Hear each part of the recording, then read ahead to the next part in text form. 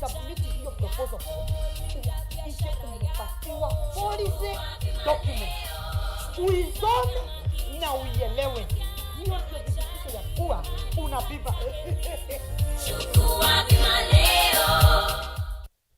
Furahia maisha. Asante. Hii ng'ombe itatoa maziwa mengi kabisa. Sasa shida ya school fees imeisha. Chukua hii. Hebu nikuulize, hii maneno nasikia ya bima ya elimu inaweza kuonekana mtu anataka process ya kuchukua insurance kama yote ni rahisi. Hata niko na kama ya gari yangu. Kwanza proposal form kama hii na uijaze wewe mwenyewe. Na kama haujui kusoma, uijaze na mtu mwingine. Hakikisha ile majibu unapatiana ni sahihi na ni ya kweli. Pia thibitisha insurance kama imeangalia maslahi yako. Na usiwahi sign proposal form ambayo haijaandikwa kitu chochote. Pia ukumbuke kujitolea photocopy yako. Sasa wacha nianze hii process. By the way, ukisubmit hiyo proposal form, uhakikishe umepatiwa policy document. Uisome na uielewe. Hiyo ndio dhibitisho ya kuwa unapipa. Chukua bima leo. Furahia maisha bora. Linda jamii. Hii movement yako.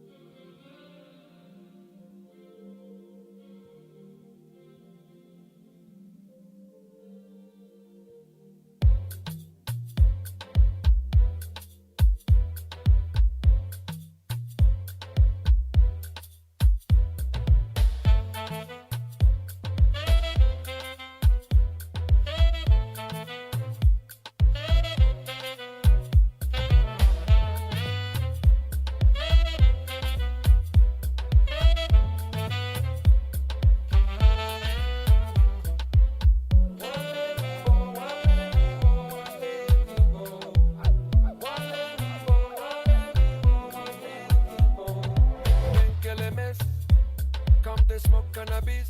Doctor say make a pop one of this. Make me fly like say I'm Aladdin. Come bring some kind melodies. Oh, mama, myself no do pass like this. So many things inside of my jeans. I slide down DBTs, DBTs.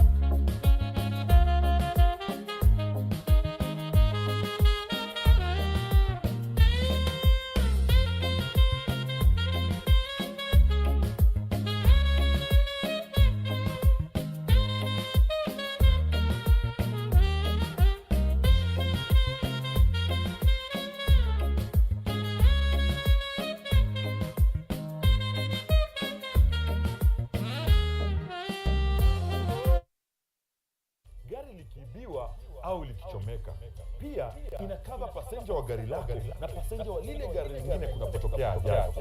Kwani umenisahau mimi kama driver?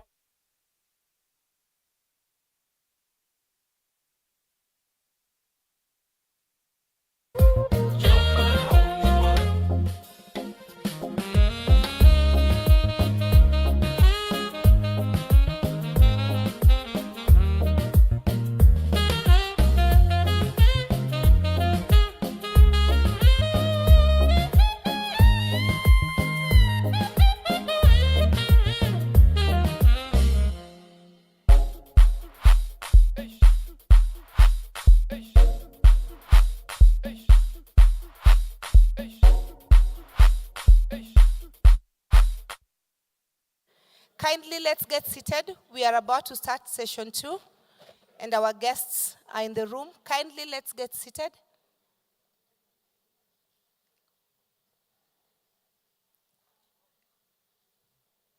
For those who are outside, please let's get in. We are starting session 2, the official opening session of the conference.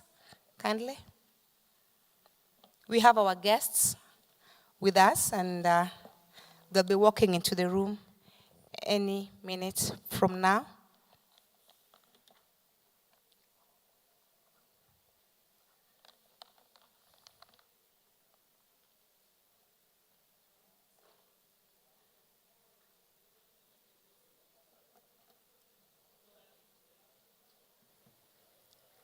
Kibagendi, kindly let's get the guests who are outside, inside the room. I can hear a lot of noise from the outside.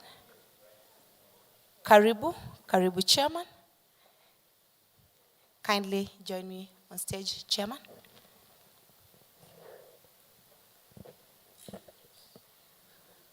Commissioner, kindly join me on stage. Mr. Wangusi, please, kindly join me on stage. Dag, join me on stage. And Mr. Gishui, kindly join me on stage.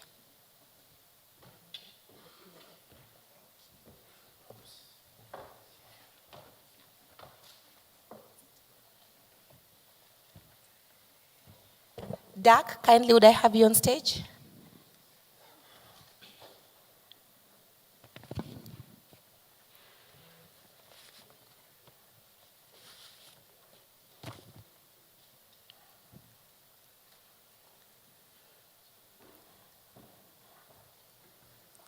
Thank you.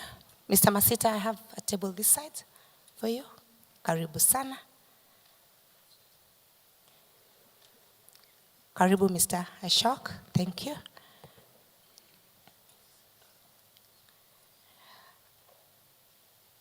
So karibuni sana. Welcome once again to this opening ceremony of the 8th Eastern and Southern Africa Regional Conference on Inclusive Insurance. Chairman, we have had a session from morning. We've had what we call the pre-conference session and workshop, talking the hard stuff and the soft stuff that insurance is all about. So this afternoon, it's all about, from the government side, would like to hear from the CS, represented by Mr. Wanguse. Of course, in the House, we also have the Chairman, IRA, Board of Directors, and the Commission of Insurance. We are also joined by Mr. Tom Gishui, the Executive Director for the Association of Kenya Insurers. Before we start, I would like to ask that we all be upstanding for the Kenyan National Anthem and for the East African Anthem.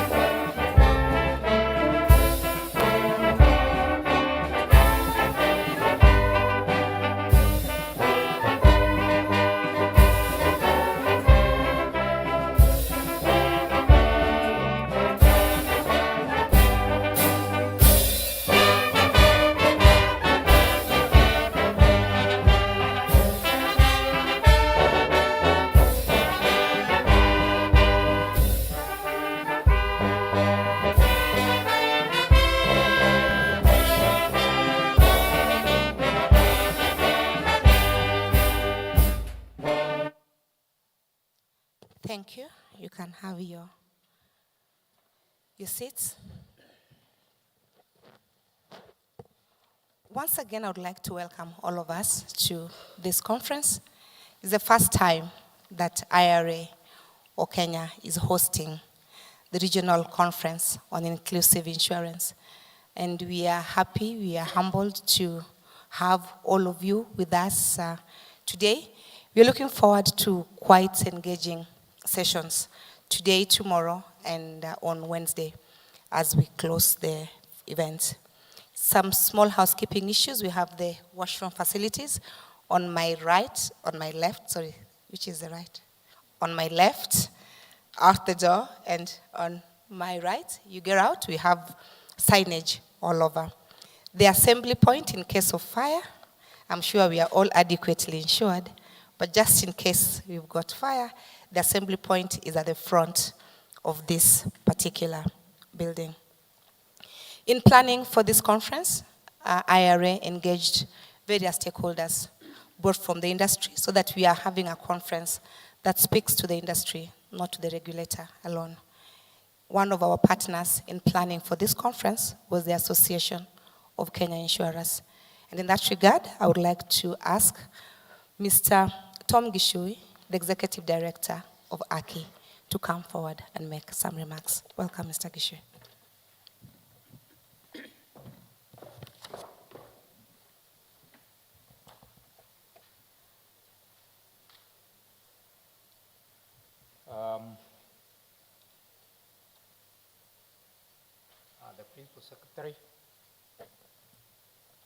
The Principal Secretary,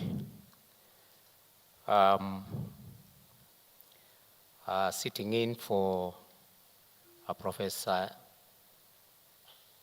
Njugu Nandungu, Cabinet Secretary, National Treasury and Economic Planning, Mr.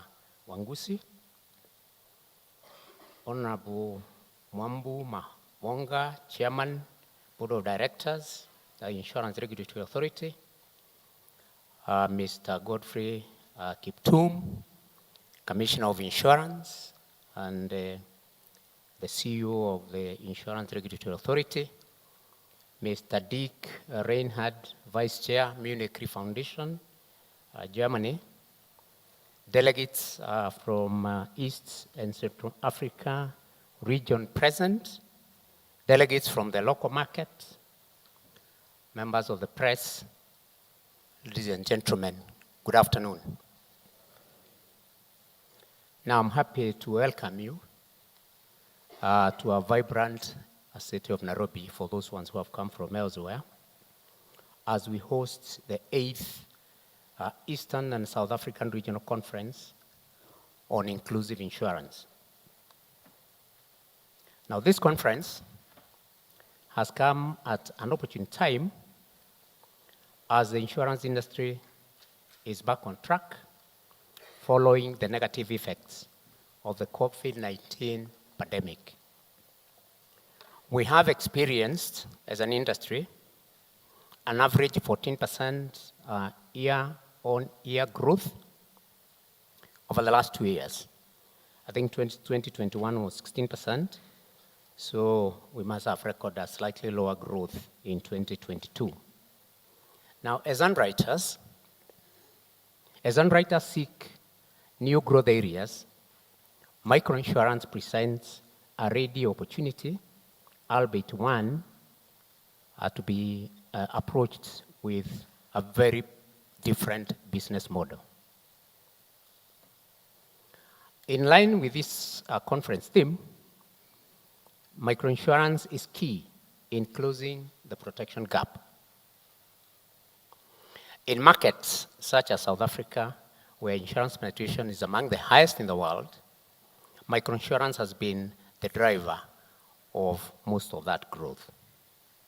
Now, other markets like India and China have high penetration rates, also largely driven by microinsurance. I'm therefore delighted that we have converged here to deliberate and learn from various market experiences how we can incorporate microinsurance in our growth strategies. Ladies and gentlemen, before 2020, the market charted its own path in microinsurance business as it operated within the legal and regulatory framework of the traditional life and general insurance business.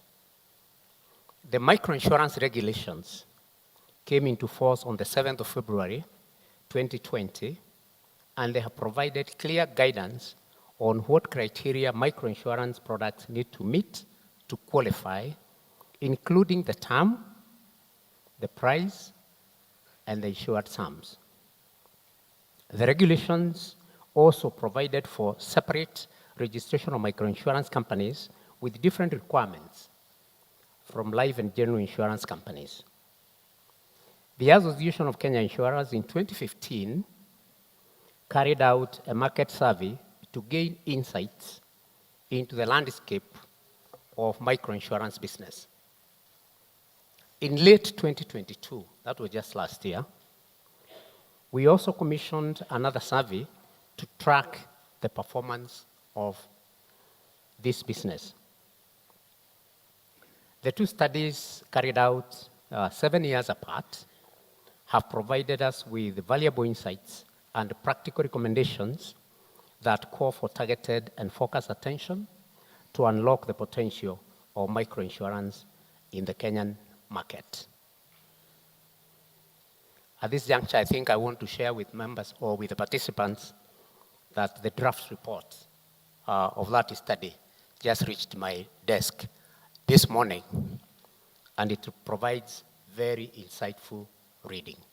We'll be sharing this report when we finally get the final copy, but for those ones who do not belong to this market, we would encourage you to visit our website and you'll be able to interact with that report. I can tell you it's a very interesting report on microinsurance in this market. From the report, we have noted an increase in the number of companies selling microinsurance products from a low of 10 in 2015 to a high of 21 in 2022, while the microinsurance products, as per the findings of that report, has increased from a low of 13 in 2015 to more than 80 during the same period. That said, the challenges faced 7 years ago remain mostly unchanged. The surveys engaged both consumers and distributors of microinsurance products, and a common thread in the feedback has been that our products are not fully addressing customers' needs. A particular sentiment that came through was that we have only shrunk already existing products, and we have not really created relevant products for the targeted market. This strategy will barely harness the potential that microinsurance provides for insurers to create inclusive products that will close the protection gap. That if we continue just panel beating the existing products to be called microinsurance products, we are unlikely to close the protection gap. We also note that we have many operators in the microinsurance space, each focusing on their niche roles. For these efforts to have greater impact, there needs to be a coordinated approach at the macro level so that all these initiatives are geared towards closing the gap.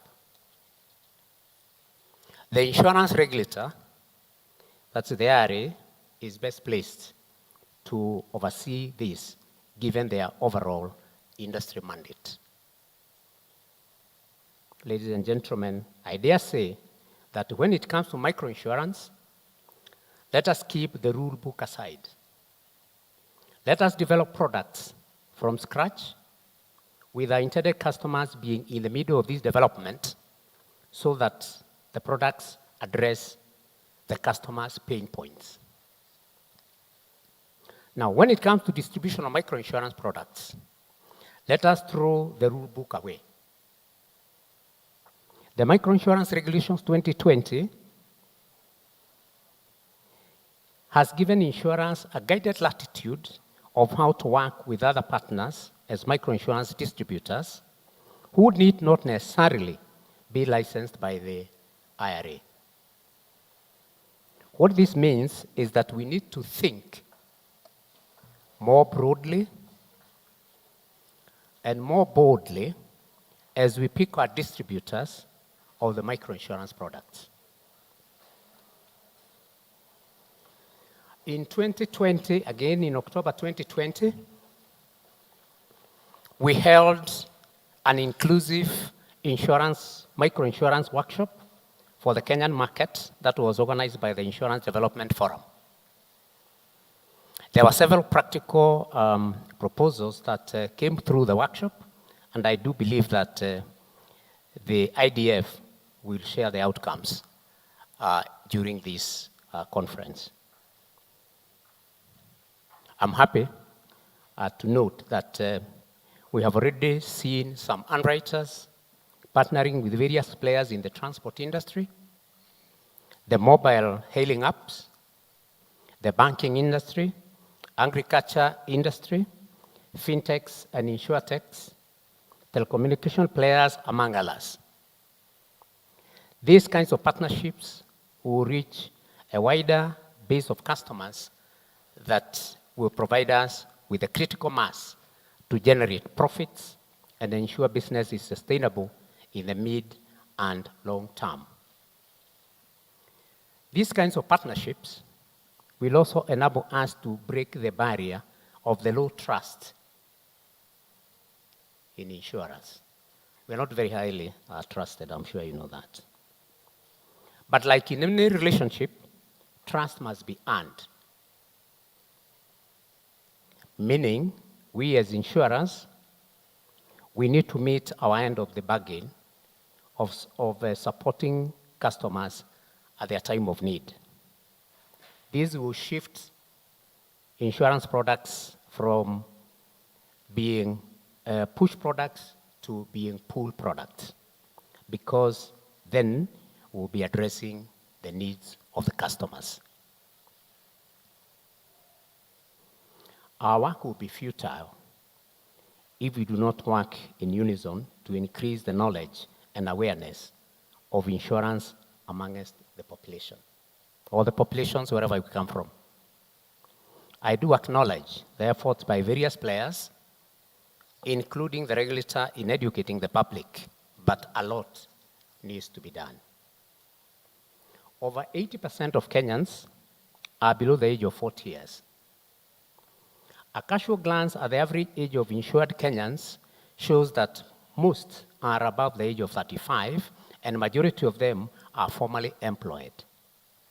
This leaves a very high percentage of population uninsured and unaware of about insurance. This means that we are playing at the narrow end of the pyramid. We need to deliberately focus on the uninsured market to grow and remain in business in the coming years. Now, ladies and gentlemen, digitization will play a key role, especially in distributing microinsurance products. Technology has the impact of reducing expenses and making consumer journey easier. It enables insurers to increase efficiencies in operations and can incorporate fraud detection capabilities. ACI, the body that I work for, is in the final stages of developing an online distribution platform that will make it easier for consumers to access insurance products, and especially those that meet the microinsurance criteria. We are working with our members to provide customers with a reliable source of information on insurance products, and enable them to compare features and prices so that they can select what meets their needs and what works with their budget. Our digitization efforts, other digitization efforts We have undertaken over the last 3 years include digital motor insurance certificates, which I'm sure most of the Kenyan delegates in this room are aware of, which has made the customer journey very easy. The certificates have been in the market for the last 3 years, and thanks to data collection, we have been able to learn more about the business and make more informed decisions. We are also engaging various government bodies, such as the National Transport and Safety Authority, NTSA, and the Traffic Police to provide holistic information on the vehicles on our roads. Now, as I conclude, it is my hope that this conference will provide key learnings that will see the microinsurance business grow and drive up insurance penetration. Thank you very much, delegates, for your attention. Thank you.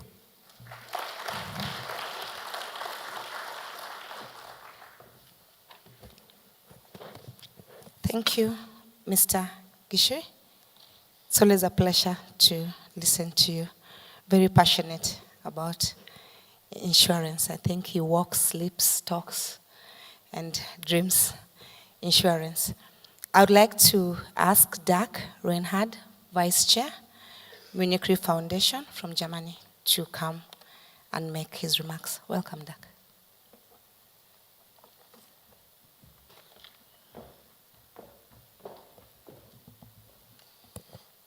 Thank you, Noela. Good afternoon, Karibu. Welcome.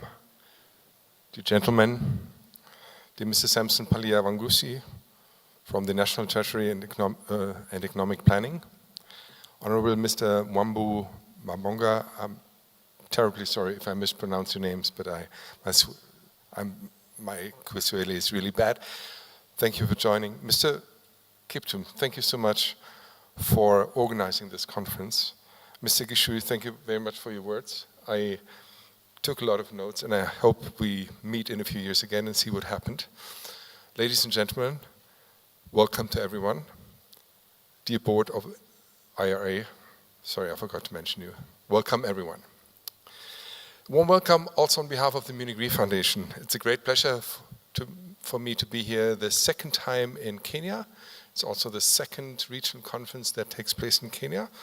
So Kenya seems to be a very good place for not only hosting the conference, but also for inclusive insurance development.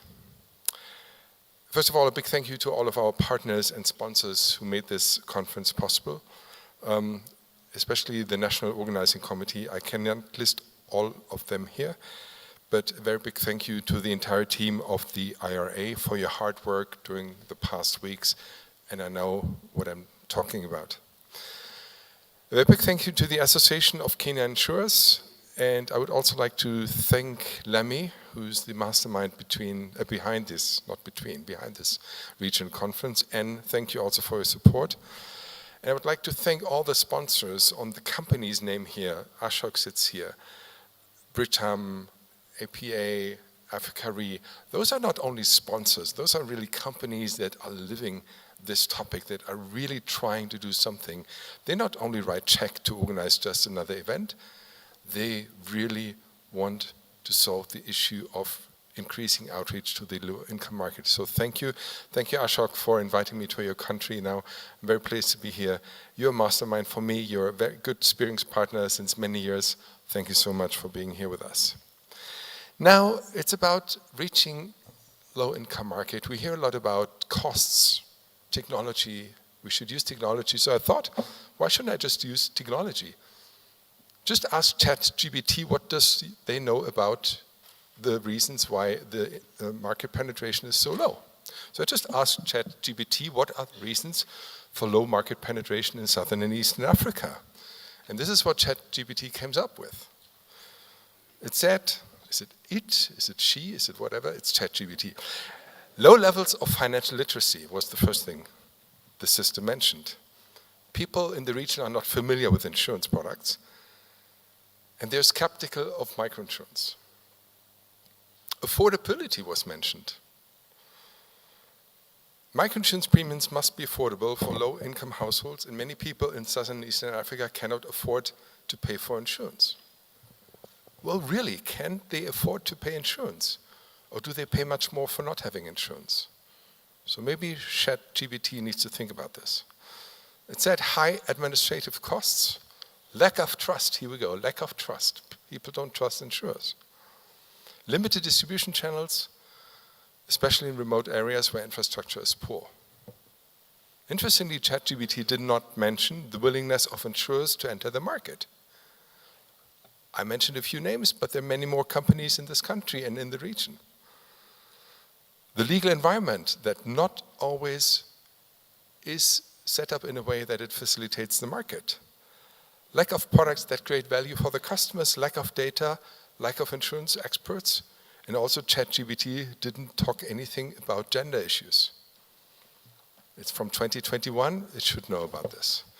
Now ChatGPT, how can we overcome this? Well, it told me we need to increase financial literacy. We need to increase financial literacy, not illiteracy. We need to educate potential customers about the benefits of insurance and how it works.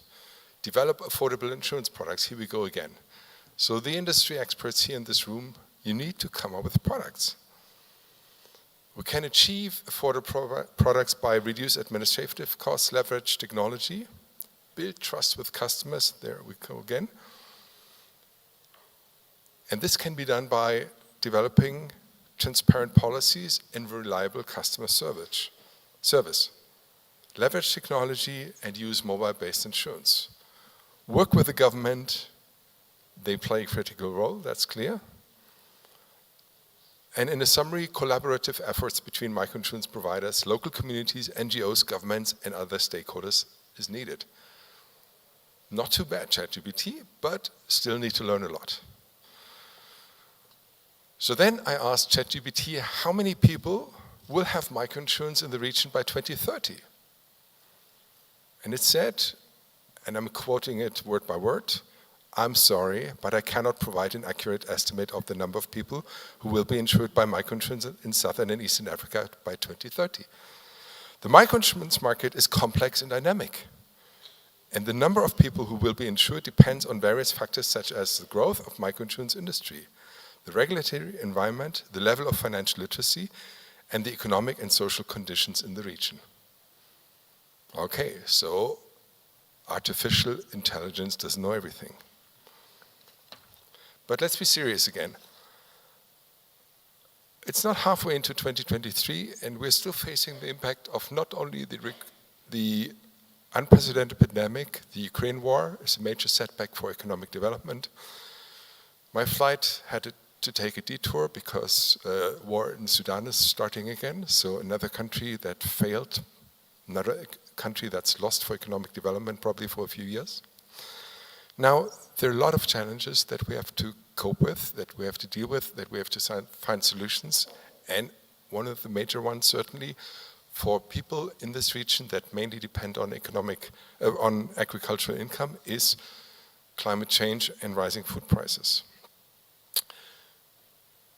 So the impact of climate change becomes more and more tangible in the region, but risk management still plays an underestimated role for sustainable economic development and in the fight against poverty, and we need to keep up our efforts and the momentum in developing affordable tools for the most vulnerable. I personally believe that a strategic approach, a cooperation of all stakeholders, a long-term view is key. And this cannot take place without human interaction, without discussing, without fighting for new solutions, without learning, failing, and restarting again. Our markets don't develop overnight. So we have to have this long-term view. And I'm therefore very happy that the IDF Inclusive Insurance Working Group also is partnering with this conference, that had a conference some month ago, that will present results and that aims at supporting this longer-term view and a longer-term strategy. And let me point out again how important cooperation among all stakeholders is. And I mean this, we need personal interaction, not only ChatGPT. Now, this conference aims at exchanging experience with inclusive insurance and microinsurance professionals in the region. Please use this opportunity, ask questions, share your thoughts, share your knowledge, because if we don't cooperate, it will be a much more difficult way to reach many more customers. Nelson this morning said something about I forgot exactly how he pronounced it, but the living conditions that are not very favorable and how much he was living to improve those living conditions. Keep that in mind. You have a role to play to improve people's lives, but grow your business at the same time. We can do it. We can do that together. We have the important stakeholders here in the room, so I'm very positive. And I'm looking forward to meet all of you in 5 years and see where we are. And maybe ChatGPT by then knows the numbers. Thank you.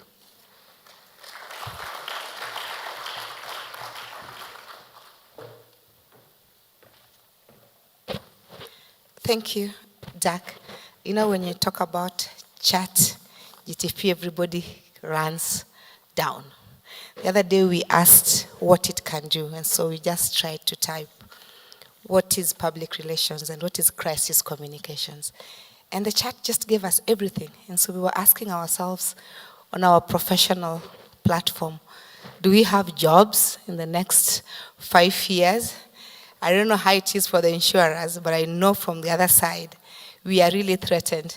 And we're asking whether we need to run ahead of technology or to whimper slowly and give it space for it to run. We have the programs. If you scan the QR code on your badge, you'll be able to access the full program. If you scan the QR code on your badge, you'll be able to access the program.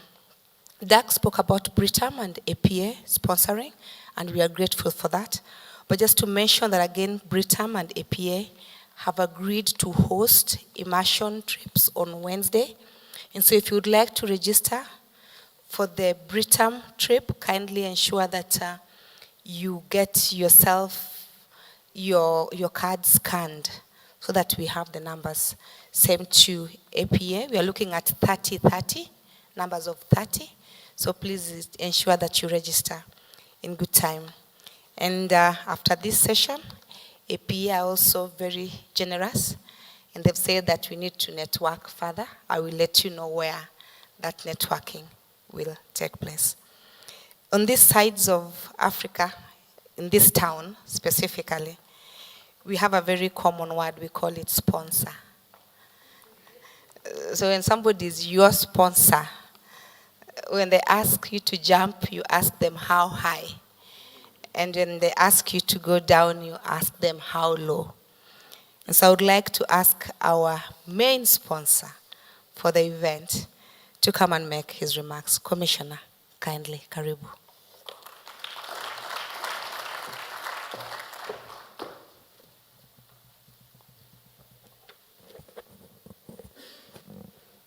Mr. Wangusi, Principal Administrative Secretary of the National Treasury, representing the CS National Treasury and Planning. Honorable Mambu Mabonga, Chair IRA Board, CEO Namfisa, who is in the room. Maybe just stand so that you can be acknowledged, Mr. Kenneth Matumula.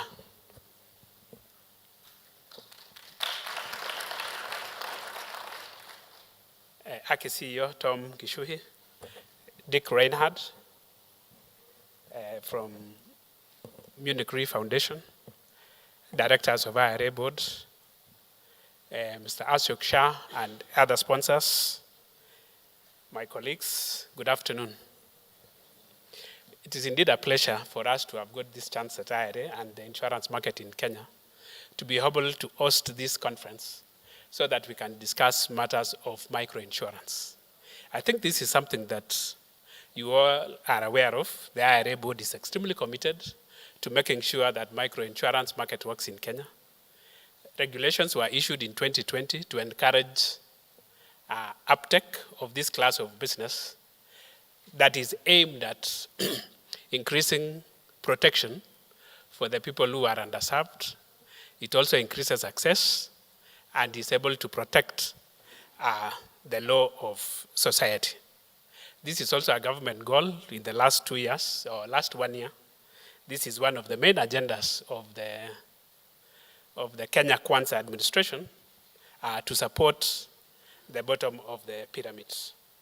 And I think delegates, on the part of IRA, and I think I had earlier told you that they are extremely committed to this. We have registered one micro-insurer. We have many other applications that are currently pending on our desk.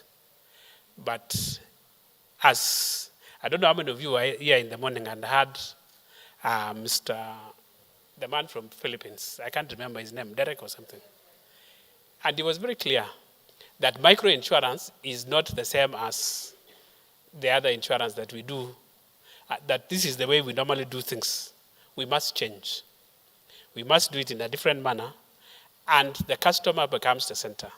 Payment of claims done on a stroke of a pen. Otherwise, if you are going to start investigating and running up and down, you will have lost that customer. So I want to encourage all of you who want to practice microinsurance that the game is in getting claims paid as quickly as possible, get large numbers, and price the product correctly so that you can be able to pay as soon as possible. So the game is efficiency, right product, right price, and settle with your claimants as soon as is practically possible. And I think he gave us statistics of how they pay in 24 hours, and rarely does it get into 2 days before they are able to pay a claim. And because my chairman is coming and he will be making remarks, the National Treasurer also will be making remarks, I want to stop there, but before I stop, I think allow me to thank the Munich Re Foundation, the sponsors, Micro Insurance Network, and Mr. Tom Gishui for the Kenya insurance industry for agreeing to support us and also allowing us to host this very important conference for the purposes of increasing insurance protection, affordability, and access to insurance within Africa. So with those few remarks, I wish you a good sessions in the next 2 days as I did in the morning. So now, without taking any more time, allow me to invite Honorable Mwambu Mabonga, Chairman IRA Board, to come and make his speech.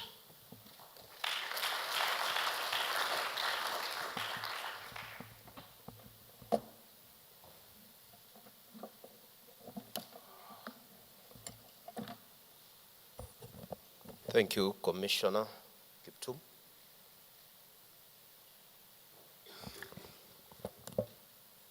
How do I adjust this? It's running away from me.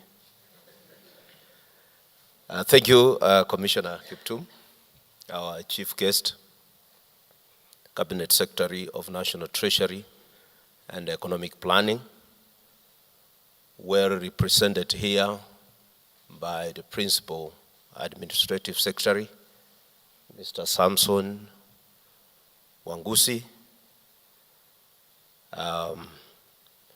my commissioner who has just spoken to you, the Executive Director of AKI, Mr. Tom Kishui, Vice Chair, Munich Re Foundation, Dick Rehanhart. I don't know whether I've also pronounced your name well. You struggled pronouncing mine. The organizing committee. And as they say, ladies and gentlemen, good afternoon. It's a great pleasure to be with you here. It's a special occasion when brains converge and just have a discussion on the least fortunate in the society. It's coming at the right time because there is a huge gap in between. It's also my pleasure now to take this great opportunity because of that. You have spared your time. Some of you traveled from all the way to be here to welcome you in this country, and especially to welcome you in this great function. As the chair of the regulatory insurance in this country, there are a number of you we've met. And we've looked into the issue of penetration in this country, which is a bit wanting. And when we sit here, Bwana Waziri, there are a few things I just want to highlight the reality, not just reading the speech, the reality of things on the ground. So that for the key players who are here can take advantage of that.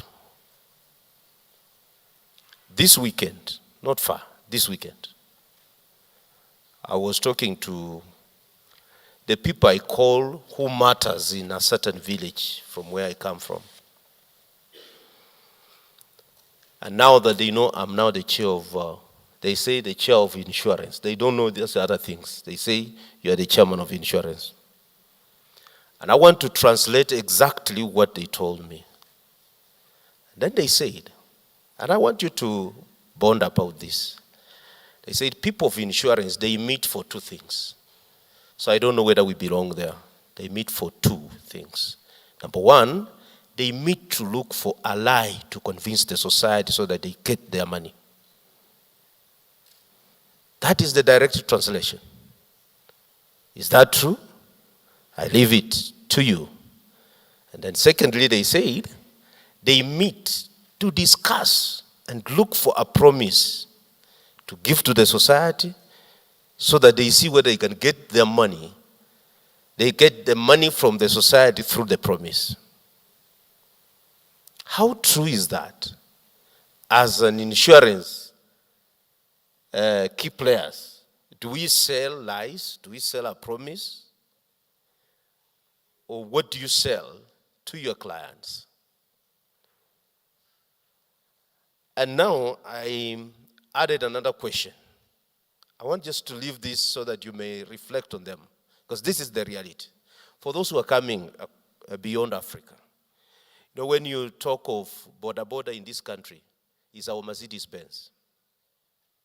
And if somebody can run away with a product that can be taken by that industry, you are talking of over 20,000 people in this country. Those are registered ones, and we have those who are not registered. You can call them hawkers elsewhere, but here in our villages, we have people along the streets who can provide all your kitchen items that you need. And those are the people actually we are here discussing about. And now, my appeal to you as we sit here, and the ministry is very much in support of what we are doing as a regulation. We don't want to look as if we are a roadblock to the insurance industry when it comes to their operations. For the CEOs we've interacted, I've given you assurance that will give you good environment. And from the government, I am sure the minister will talk about that, political goodwill, so that you come up with innovative products. When we talk of innovative, it's not sufficient, because this is some of the things I've been talking about in the village still, and people cannot understand. Talk of products that are easy to understand. What is it that you want to sell to me? Very easy. Products that are easy, that somebody can buy them immediately. And products that are easy, that somebody can make a claim and they will be paid immediately. And that is where the problem is. Now the element of trust is a big thing. And as you all know, trust is never given. Trust, you have to earn it. It's our collective responsibility to walk this journey and restore the trust to our clients. Something else, people may not understand. Some people have gone to school, yes, but when I talked of insurance, they said, Mheshimiwa, some insurance chairman cannot assist you. Supposing I collapse the next minute, what will insurance do? So in other words, they don't know what insurance is all about. It's about themselves. It's not about even the people they love. And that is the problem. So when they said, okay, if I collapse tomorrow, and then they gave even several examples. So the issue here, I told them now, okay, so and so, let's take an example of somebody maybe who passed on in the village. Or even just a crisis, a family went through a crisis. We have so many families in this country, and even in the neighborhood. One crisis will definitely destroy them to poverty, or completely destroy the family. Those are the things you make maybe your client to get to understand. So as we converge here, ladies and gentlemen, which tomorrow are we talking about? Is it tomorrow of the next minute? Is it tomorrow of the next day? Is it tomorrow of the next year? And which kind of assurance are we going to give our clients who are earning very little, and make them understand that the products we are bringing to you will secure your family, will secure yourself, will secure your property? So as we sit here for the next 3 days, the organizers of the conference, I'm sure you will have the takeaways. And those are the things, as a regulator, I will sit down to have a look at what is it that we've come up during this conference that we've been here for a number of days and a number of hours we are going to spend together. Last but not least, because my minister has just mentioned to me something, and I told him I'm going to take very little time so that I give you sufficient time to deliver the message from the minister. But men in the house, I've never forgotten this, and I want just to remind you again. And I was talking to some guys, and we argued a bit. But ladies, let me begin with the ladies. Ladies in the house, tomorrow, they say tomorrow belongs to powerful ladies. How sure, I don't know. But every woman is powerful, to my understanding. I don't know whether I'm right or wrong. Women who are not powerful are those women who pretend not to be women, yet they're not women. So naturally, ladies are powerful. If we sit here and the ladies takes the lead like Noella, we will definitely come up with solutions that is affecting our country today. We have wonderful ladies here, and I'm sure you will take the lead when it comes to the bottom-up agenda of the Kenya Kwanza government. Men in the house. Many men today, they are liabilities. And they say, someone said that anybody who has no insurance is a future liability. So I don't know how many liabilities we have in this roof, especially men. Because at times when the provider, I'm sorry because I'm talking from the community, at times we have a perception that men has to provide for the family. So you lose the provider of the family, then you go in the home, the cup that is left is huge. You don't know where to begin. These are the things we need to engage our people to understand, that this is, if you do this kind of insurance, you will be securing the life of your loved ones. And that is why from the regulatory authority, we've initiated programs like Bima Mashinani, and we are running around to sensitize our people. I was meeting my board the other day, and we agreed that we need even to go to high schools and colleges, begin the clubs so that people understand the value of insurance at that early stage. If we do that, we will sensitize our young people to understand, one, the value of security, and actually to develop the culture of saving that most of the people do not have. The penetration rate is very low, and we sit here actually to come up with such a proposal on how we can increase the penetration rate. Today, Kenya is leading in money mobile banking. And I was telling Professor Njuguna that which magic did you use? Because that time you were the regulator, sitting at the central bank. And we shared quite a lot. And that is why I'm telling the regulators who are here in the house, including myself, that we need to look for avenues on how to assist the insurance companies to sell the products they have to the clients. And it's our duty also to ensure that the clients get the value of their money. I'm happy with what some of the insurance company the other day, Minet and Fidelity, I think they launched a product which they're going to run with in our slums. Ashok also is coming up with one. We have had a discussion, and others who are here. Those are the kind of products we want on the market today. Madison, my brother, you are here. We've actually engaged on some of those products you want to bring on the market. We will be there as a regulator to ensure that we give you the environment that is good enough for you to reach the base of huge clients we have on the market today.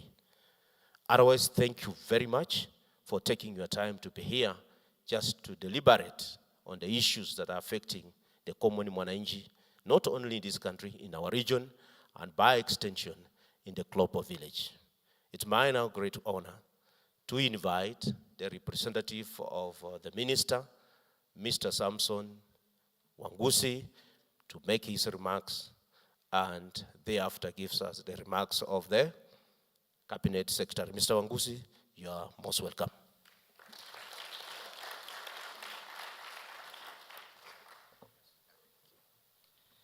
Thank you very much, Chairman. Good afternoon, everyone.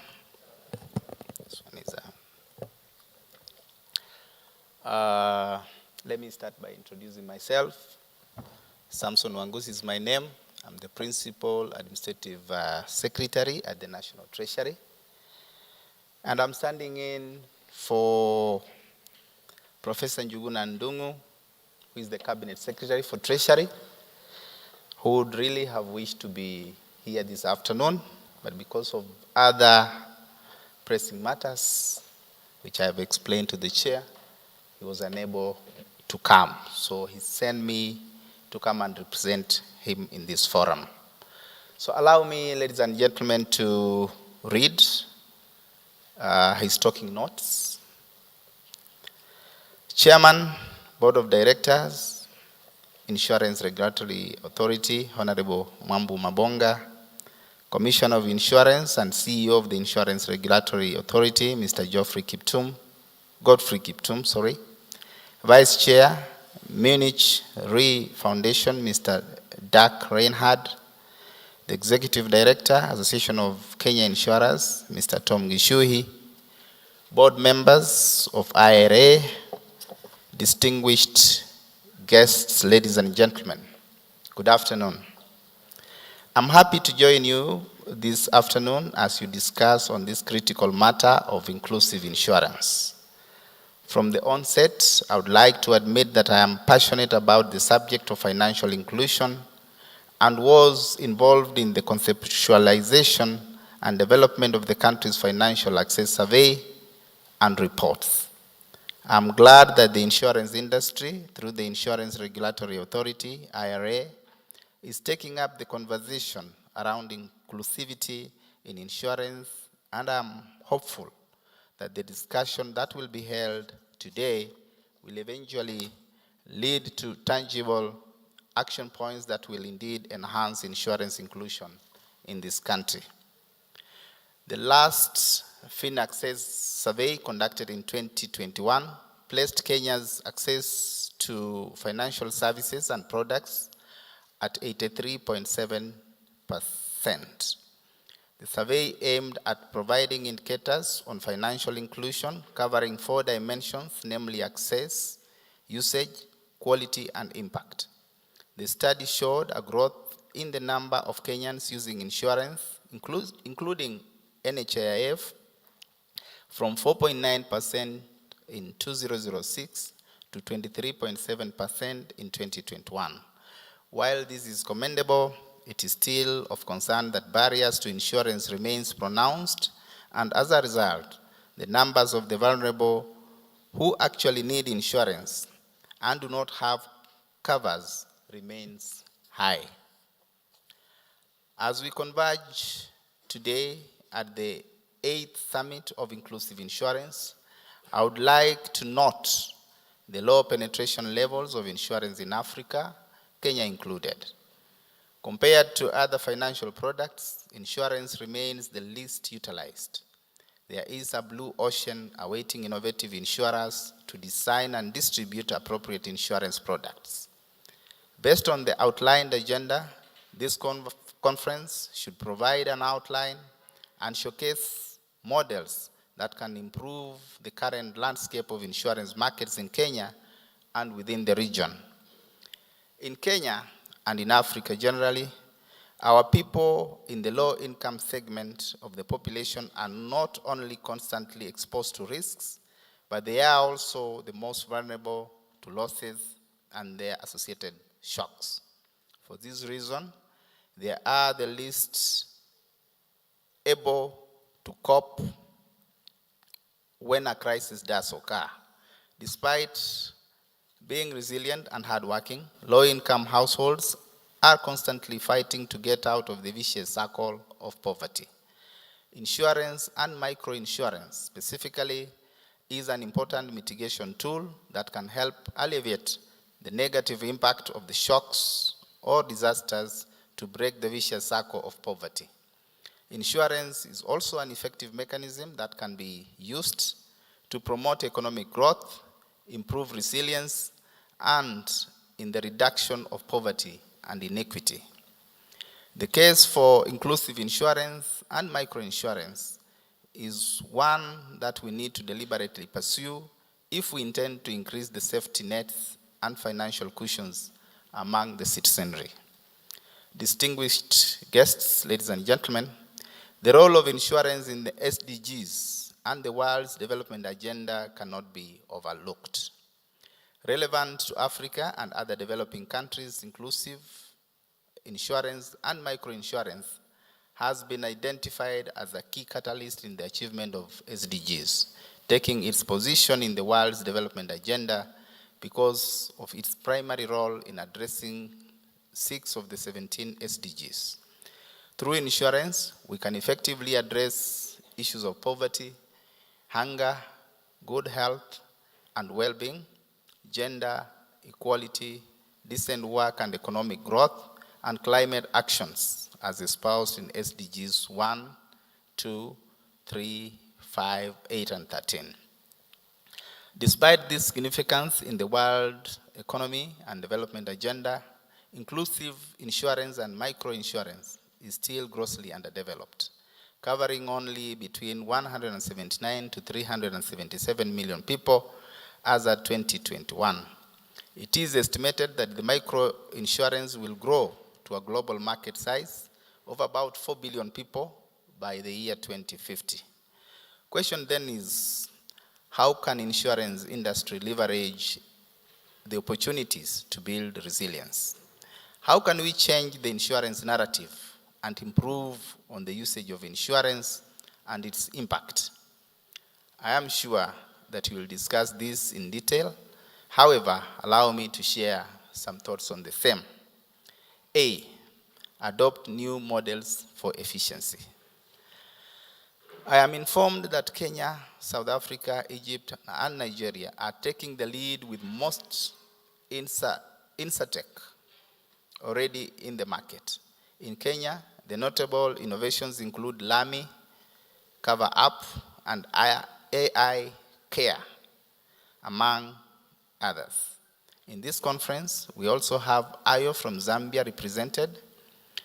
In addition to this, there is need for insurers to identify new distribution channels and rethink the insurance distribution mechanism, since the traditional channels have not yielded the desired results in reaching majority of the populations. For instance, with Kenya's national economy that is highly subsistent and small-scale in nature, there is no reason why insurance policies should not be available to consumers at their local level. B, research and development. I would like to reiterate the importance of innovation and development of financial products that are relevant to the needs of the consumers, to the growth of the industry.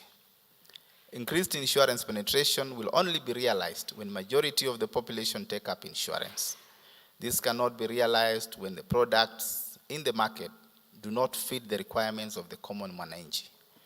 Adequate research needs, therefore, to be carried out to ensure that insurance products respond to client needs and emerging trends in business and lifestyle. Emerging risks need to be well catered for, while special groups hitherto ignored should be brought into focus for insurance consideration. C, innovative consumer education and awareness. This is critical to demystify the complex situation or subject of insurance and also create awareness of the solutions available, while at the same time working to change the existing negative perceptions of insurance. To complement the existing consumer education and awareness methods, innovative tools leveraging gamification and animation should be developed for enhanced understanding of insurance. Further, the industry needs to be actively engaged in continuous consumer education activities and should not be left entirely to the regulators. In addition to this, in addition to marketing, insurers should focus and allocate funds for consumer education for sustained business. It is only when the consumers are educated and made aware about certain facts that they will be able to appreciate insurance and purchase it. D, venturing into new and emerging risks. Insurance has largely been implemented in Africa, bearing in mind that it was imported and introduced from Europe. This has played a significant role in cushioning higher income earners from majority of the risks.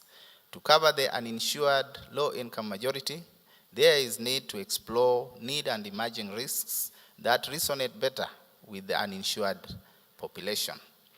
This is a challenge to the bright minds represented in this conference to come up with solutions that will change the risk mitigation landscape of the African continent. In addition, it is worth noting that the insurance risks and market dynamics have evolved from harsh market conditions, innovative new market entrants, demanding customer expectations, and rapid digitalization. There is a whole new generation of insurance consumers who know what they want and have placed premium value on customer experience. Addressing their needs calls for innovation and personalization in insurance product development. D, encouraging participation in market development programs. There is need to foster and implement public-private partnerships, agriculture and health that are deemed to be most valuable are usually risks that cannot be solely covered by private sector alone. Through structured collaboration and partnership, it is possible to enhance market development. E, and which is my last one here, is improve the reputation of insurance. Across the globe, insurance has the unfortunate reputation tag of delayed or non-payment of claims. This reputation often overshadows the insurance companies that have a good reputation of timely payment of claims. Insurances or insurance regulators have a role of ensuring that market players adhere to sound and good practice. Insurers who consistently fail to meet the set standards for good business practice should perhaps close shop. And as I draw close to my conclusion, ladies and gentlemen, I would like to reiterate that insurance companies are in the business of mitigating risks by paying claims. This has to be done in a timely manner. By doing this, the companies cultivate stronger relationships with their customers and thereby securing, quote unquote, license to operate. This leads to their sustained growth while creating a financial and societal value at the same time. Doing business means adding value. But what kind of value and for whom exactly? Businesses are under pressure to compete in the marketplace, striving to identify market opportunities and develop solid business ideas. Stakeholder management, therefore, has to be part of the good corporate governance. A company's genuine commitment is demonstrated not only by proactively seeking out appropriate partners for engagement, but also by making sincere attempts to understand those stakeholders and implement their concerns into corporate decision making. It is worth noting that insincere efforts become obvious and hamper relationships between the company and its stakeholders, potentially creating a bigger risk to business continuity in the long run. I propose, therefore, that stakeholder engagement can only truly take place if there is a genuine intent of dialogue. The key to dialogue is respect for the other person, a willingness to listen, and a readiness to learn from them. As a service industry, we must listen. We need to segment our stakeholders and identify their needs, concerns, and interests so as to speak to them in a language they understand while directly seeking to meet their needs. Stakeholder value enhancement is an idea that is now gaining ground and acceptance, and as an industry, we have no excuse of not being responsive and responsible to our stakeholders. Finally, allow me to emphasize on the importance of regulatory compliance. Our industry has recently come under heavy criticism for non-compliance to lay out industry regulations and procedures. In addition to diminishing public trust, it has negatively affected the goal of increased insurance penetration.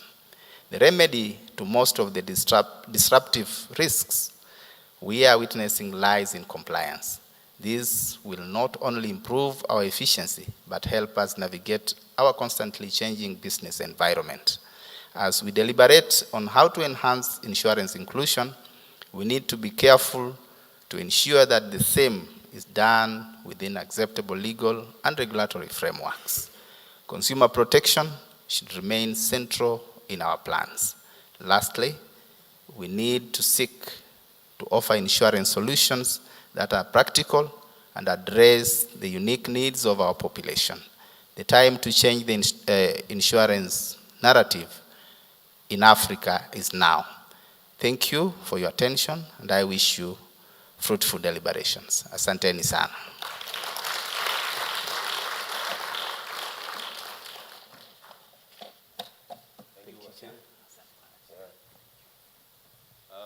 Maybe just a minute, MC. I introduce my directors. Board of Directors, IRA. I don't know how many are here. I'm seeing 3. Mercy. She's a professional in this area. Director Mercy. Director Mshiri. And then kuna wakili hapa Njenga Mwangi. And there is a CEO of PCF, Sir William Masita, Compensation Fund. I thought it's good to acknowledge you. Thank you, so you can proceed. God bless.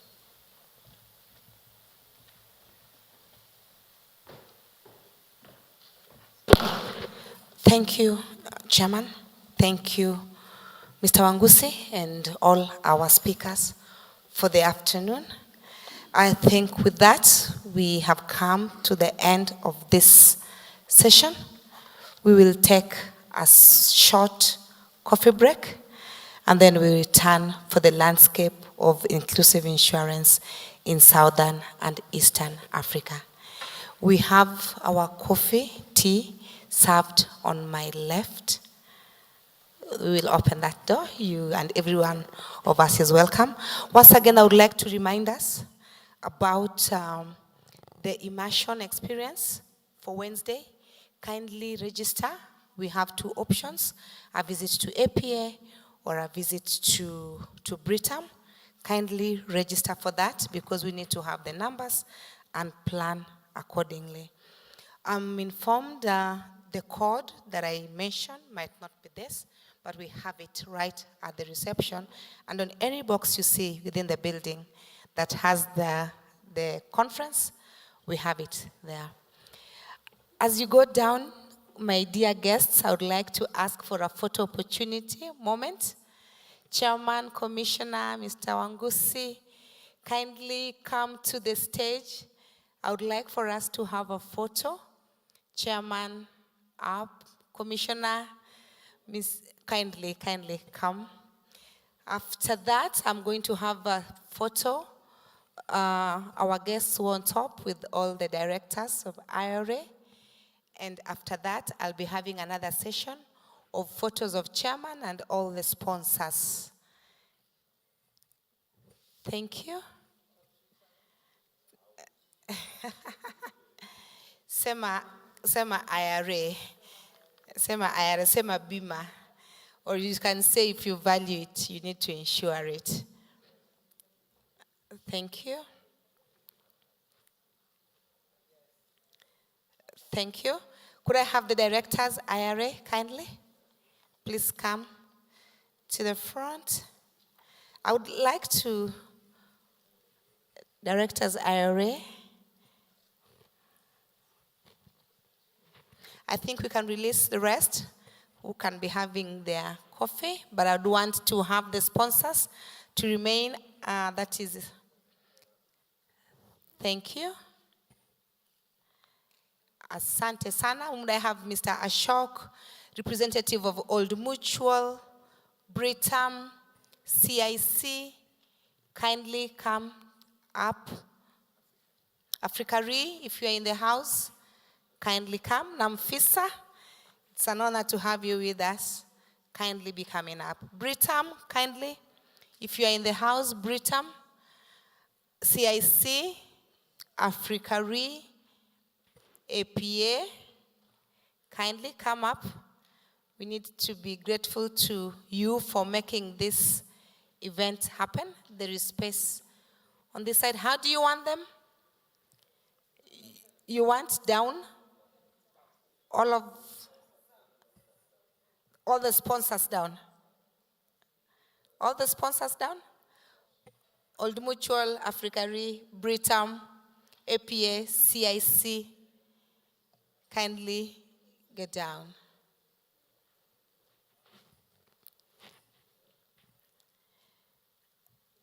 And as I'm doing that, I would like to recognize two people, Lemi and Anne. Kindly join in this photo. Lemi Manje from Zambia and Anne from AB Consultants. Kindly also join in this photo. Wait, last one, we need to have Lemi and Anne to join in that photo. They have been very instrumental in helping to put this program together.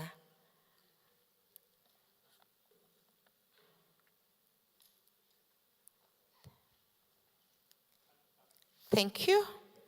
Asante sana. And karibuni chai. Tafadhali. We have tea on the left. Kibagendi, kindly. Kibagendi.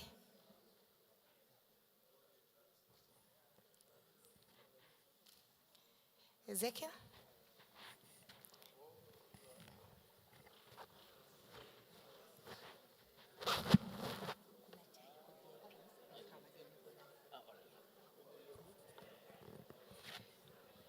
Coffee is served, tea is served. Karibuni nyote, welcome all. Kindly register for the field immersion activities.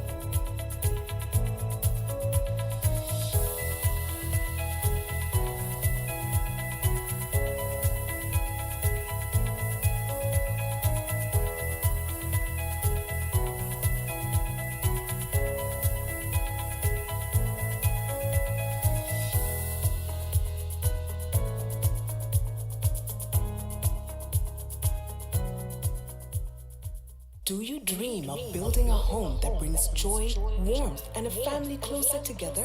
Located in Ruiru with over 140 quarter-acre plots available now, go to ushirikagardens.cic.co.ke or SMS home to 16111 and WhatsApp 0736 690 101 or call 0711 049 811. A dream worth having. Ushirika Gardens is a project owned by CIC Group.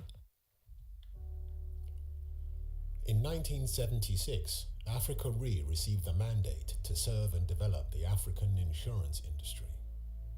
Since then, the corporation has acted diligently and committedly to fulfill this sacred mandate. As we reaffirm this commitment, we strive every day for service excellence and to remain the industry leader on the continent. Africa Re's legendary resilience manifested all through the COVID-19 pandemic, meeting all claims obligations and supporting the larger community. A $3.3 million COVID-19 relief fund was set up to assist healthcare providers and communities across the continent.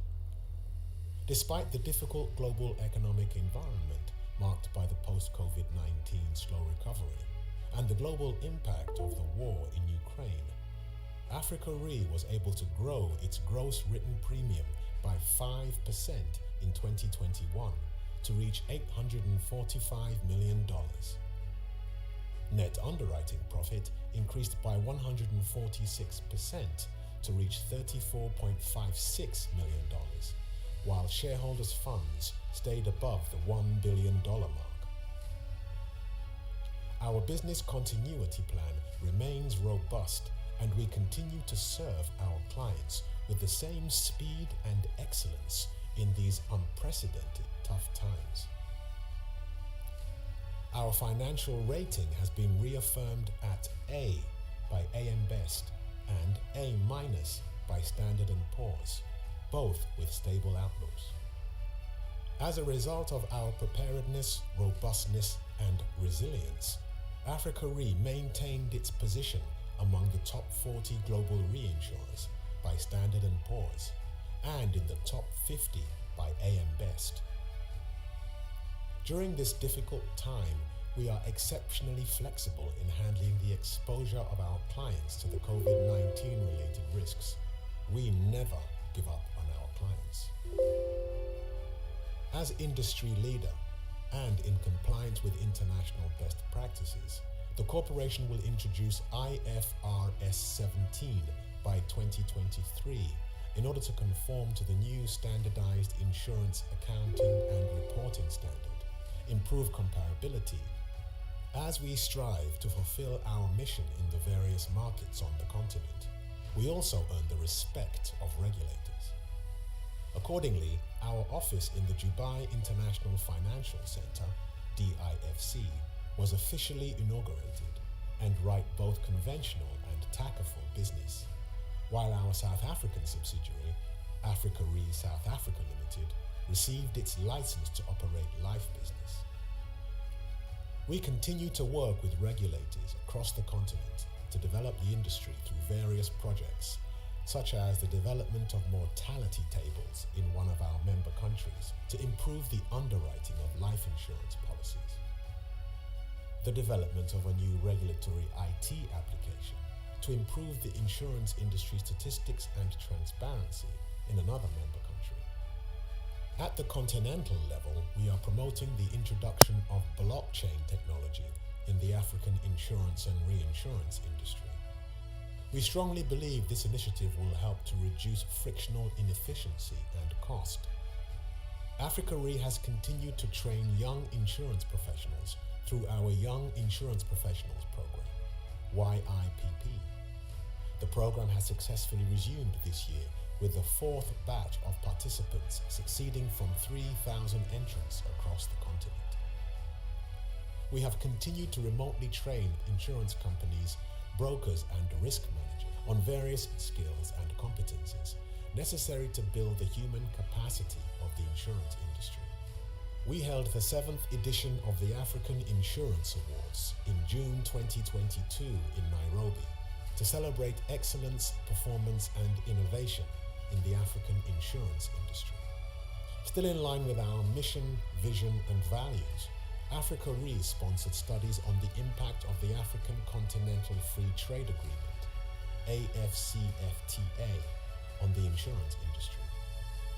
We are optimistic that the expected boost to intra-African trade will lead to an increase in penetration of insurance on the continent.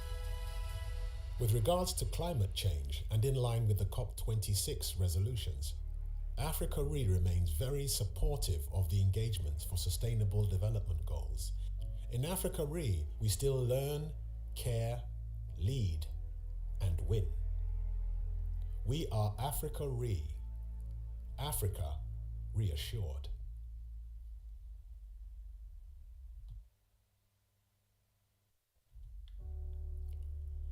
In 1976, Africa Re received the mandate to serve and develop the African insurance industry.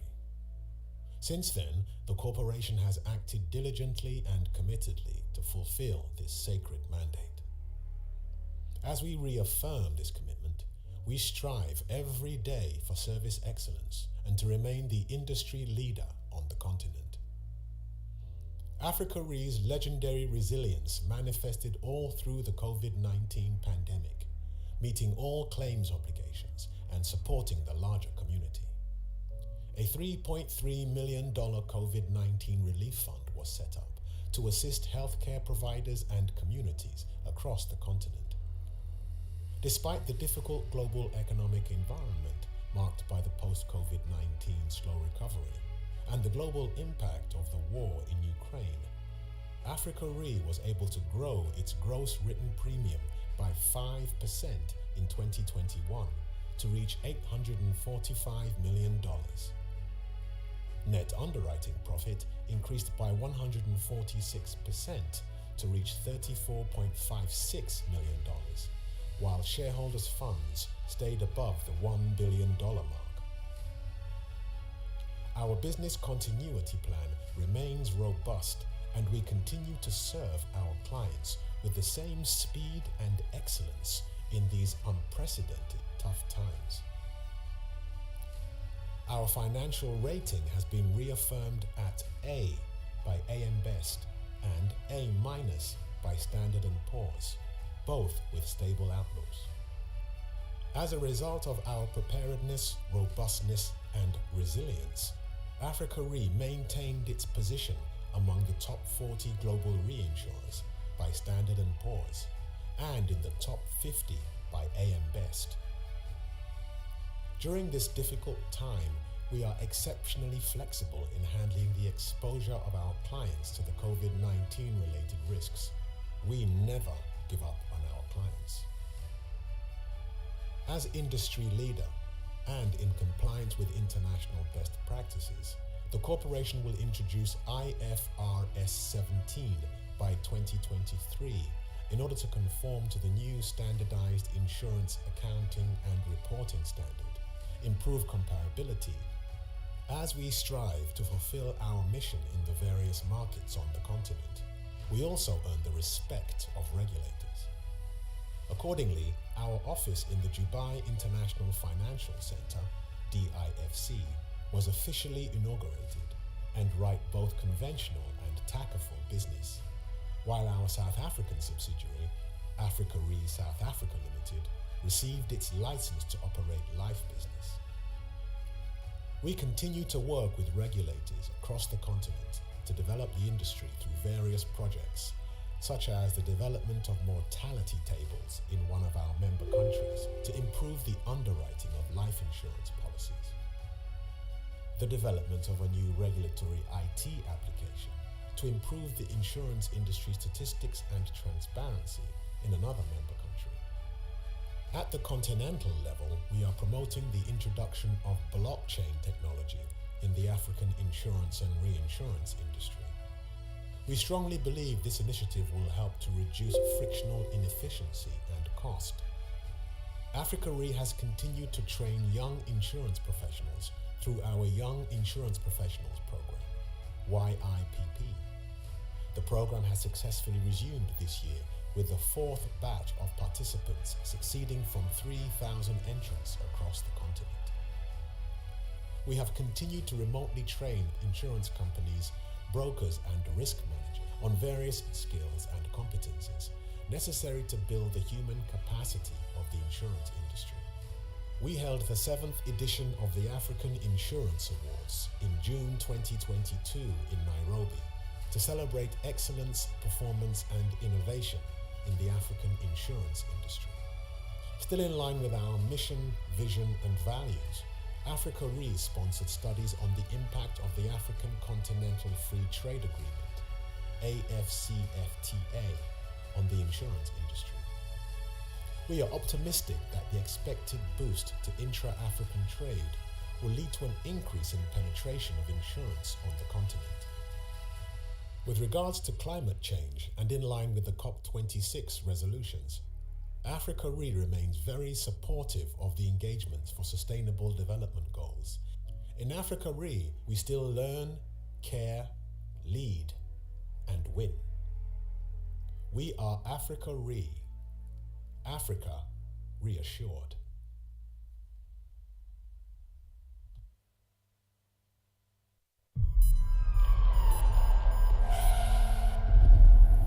Kuna wakati nilikuwa napenda kulalamika sana. Eti nyumba yangu ni ndogo, vitu ni vingi, lakini hii pekee ndio nimebaki nayo. Usiku huo, moto mkubwa uliwaka. Moto ukachoma mali yangu yote. When I first got COVID, I fought the virus and recovered in 2 weeks. The second time I got COVID, the virus won. 4 months in a coma, paralyzed legs, and the highest COVID-related hospital bill, 4 million shillings. I was seated at a restaurant, and just as I was about to finish, the manager asked me if 679C was my car. Then she asked me to come outside with her. A tree, out of nowhere, on a sunny day, had fallen on my car. And I wish that was the end of the story. Weeks later, the very day that I took back my car from the garage, I was sideswept by a trailer, even before I could hit the road. We spend so much time preparing for employment. No one prepares us for retirement.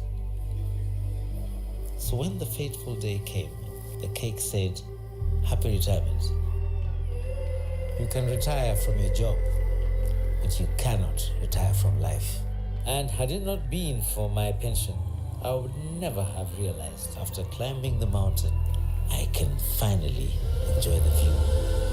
I keep this to remind myself that retirement can be happy. Nimekiweka hiki kitabu ili kujikumbusha kwa kila wakati kuna mwanzo mpya.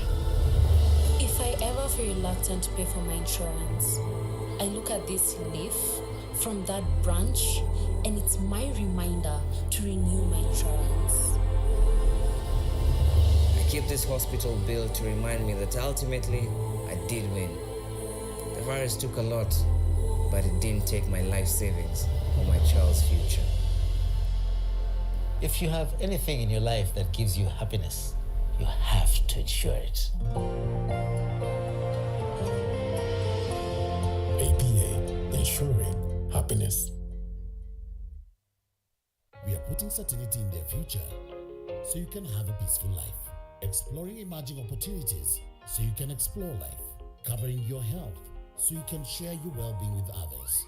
Taking care of your investments so you can enjoy the fruits of your wise decisions.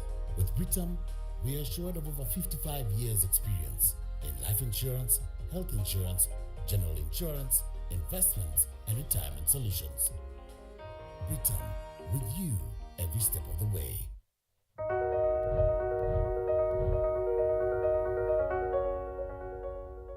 Every year, almost 100,000 households in Kenya lose their homes.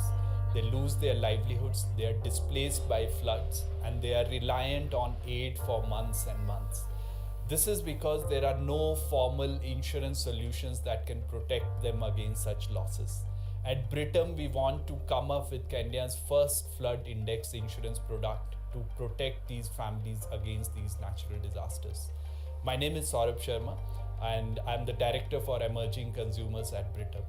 Britam has set up this business to protect our vulnerable communities such as our farmers, informal workers, SMEs against life's unforeseen shocks such as hospital admission or death of a loved one.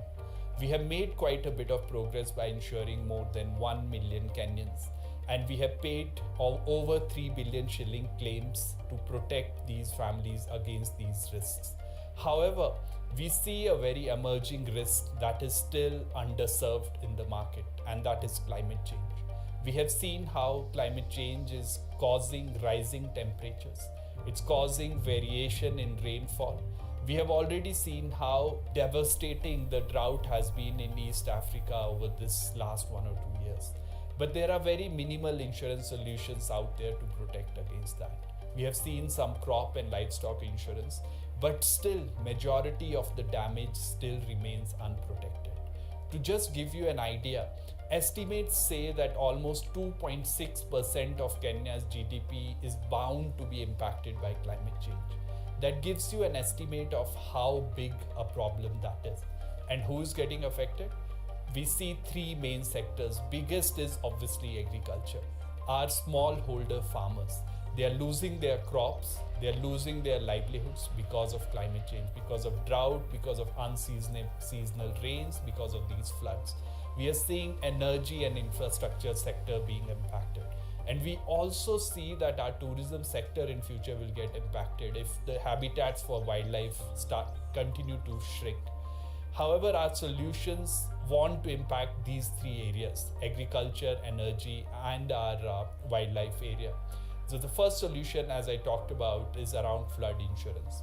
Flood insurance, it's a very simple solution. We look at satellite data. So satellite looks at how much the rainfall is. If rainfall is above a certain level, we can tell that there are going to be floods.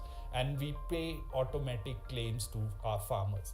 However, this is just the first solution. We want to come up with more solutions like I talked about within agriculture, energy, and the wildlife space to mitigate against the climate risk.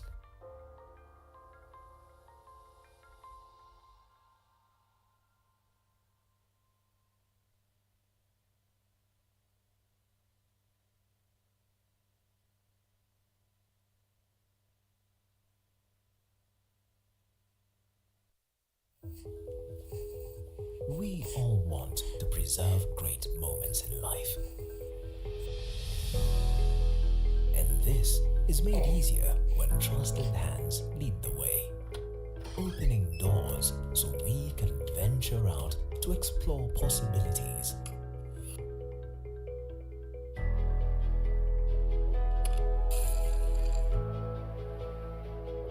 And worlds beyond our years.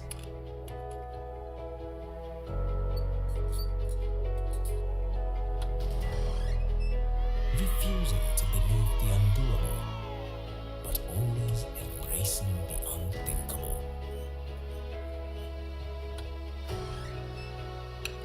Inspired thinkers always glued to the possibilities of great futures, embracing challenges with admired hope.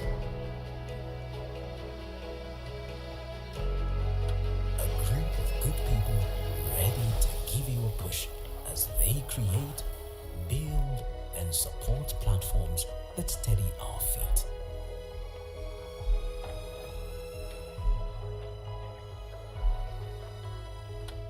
Stronger bonds emerge every time we meet, driving the pace at which we connect and make things happen.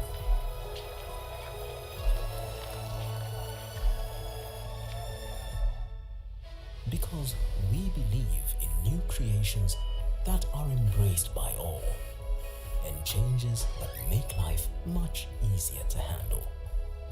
This wonderful change is meant to connect our futures, because we understand in life the things that you desire the most are within reach when we alone unlock possibilities for you to do great things every day. Call us today on 0711 065 100. Motor vehicle insurance certificates are now issued electronically. Once you receive your digital certificate, you must verify it is valid. You can verify in two ways, through *352# or use the Aki verification app. It is simple. When you dial *352# or open the Aki verification app, select the prompt that requires you to verify the motor vehicle certificate. Enter the vehicle registration number, then enter the certificate number followed by the vehicle chassis number. Please note that you must enter at least 2 out of the 3 required details to get a result. The insurance status can either be active, expired, cancelled, or invalid. If your certificate is invalid, get in touch with Aki immediately through 0709 640000.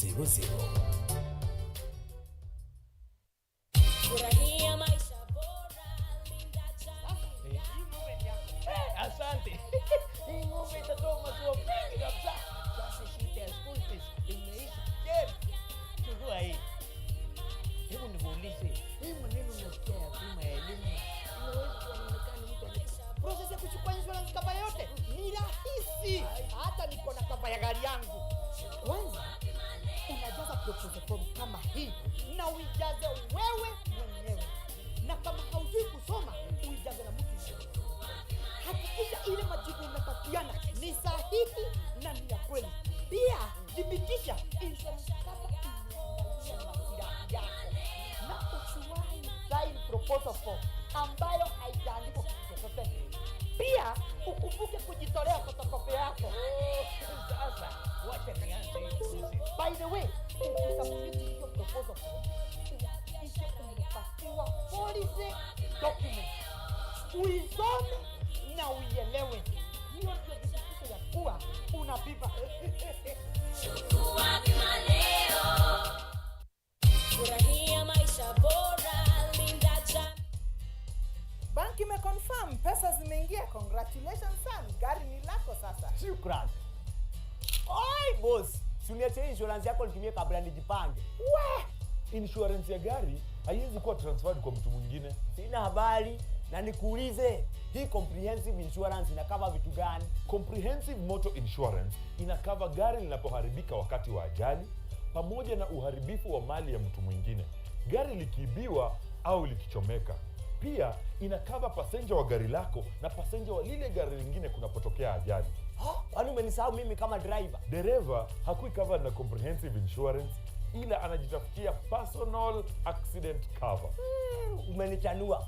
Rose, hata nishughulikie hiyo insurance, nitakujia gari kesho. Okay, sawa. Chukua bima leo.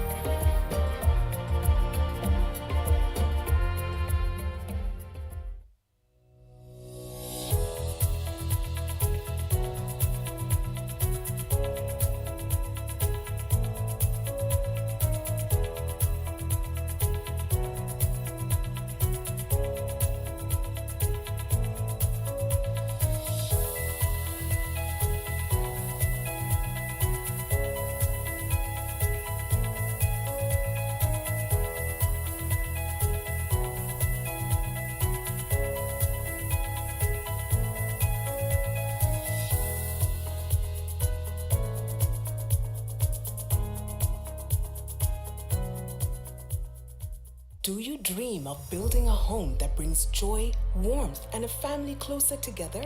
Located in Ruiru with over 140 quarter-acre plots available now, go to ushirikagardens.cic.co.ke or SMS home to 16111 and WhatsApp 0736 690 101 or call 0711 049 811. A dream worth having. Ushirika Gardens is a project owned by CIC Group. In 1976, Africa Re received the mandate to serve and develop the African insurance industry. Since then, the corporation has acted diligently and committedly to fulfill this sacred mandate. As we reaffirm this commitment, we strive every day for service excellence and to remain the industry leader on the continent. Africa Re's legendary resilience manifested all through the COVID-19 pandemic, meeting all claims obligations and supporting the larger community.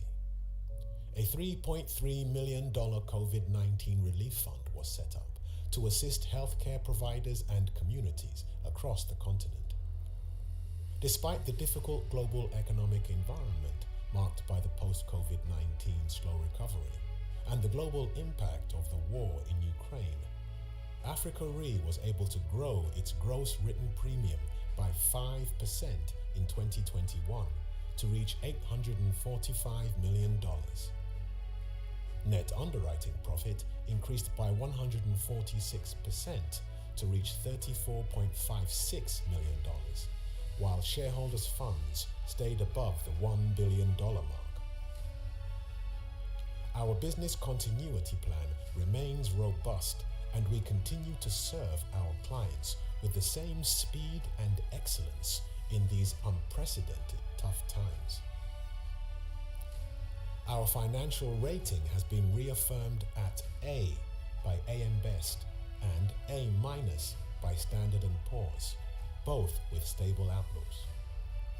As a result of our preparedness, robustness, and resilience, Africa Re maintained its position among the top 40 global reinsurers by Standard & Poor's and in the top 50 by AM Best. During this difficult time, we are exceptionally flexible in handling the exposure of our clients to the COVID-19 related risks. We never give up on our clients. As industry leader and in compliance with international best practices, the corporation will introduce IFRS 17 by 2023 in order to conform to the new standardized insurance accounting and reporting standard, improve comparability, as we strive to fulfill our mission in the various markets on the continent. We also earn the respect of regulators. Accordingly, our office in the Dubai International Financial Center, DIFC, was officially inaugurated and write both conventional and tactful business, while our South African subsidiary, Africa Re South Africa Limited, received its license to operate life business. We continue to work with regulators across the continent to develop the industry through various projects, such as the development of mortality tables in one of our member countries to improve the underwriting of life insurance policies, the development of a new regulatory IT application to improve the insurance industry statistics and transparency in another member country. At the continental level, we are promoting the introduction of blockchain technology in the African insurance and reinsurance industry. We strongly believe this initiative will help to reduce frictional inefficiency and cost. Africa Re has continued to train young insurance professionals through our Young Insurance Professionals Program, YIPP. The program has successfully resumed this year with the fourth batch of participants succeeding from 3,000 entrants across the continent. We have continued to remotely train insurance companies, brokers and risk managers on various skills and competencies necessary to build the human capacity of the insurance industry. We held the 7th edition of the African Insurance Awards in June 2022 in Nairobi to celebrate excellence, performance and innovation in the African insurance industry. Still in line with our mission, vision and values, Africa Re sponsored studies on the impact of the African Continental Free Trade Agreement, AFCFTA, on the insurance industry. We are optimistic that the expected boost to intra-African trade will lead to an increase in penetration of insurance on the continent. With regards to climate change and in line with the COP26 resolutions, Africa Re remains very supportive of the engagements for sustainable development goals. In Africa Re, we still learn, care, lead, and win. We are Africa Re. Africa reassured.